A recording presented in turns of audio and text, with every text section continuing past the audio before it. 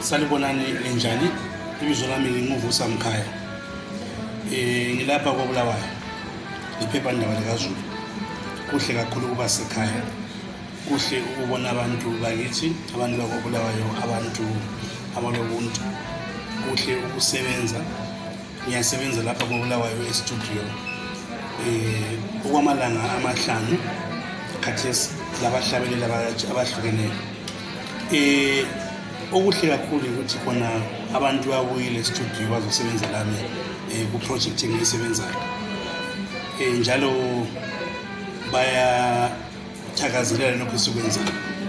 Uhlupho nje ukuthi iZESA ayizange idlale lathi ngendlela eqondileyo. Kwesinye isikhathi siyalinda okwamahora amathathu noma amahora amane ukuze iZESA ibe khona ukuze sisebenze.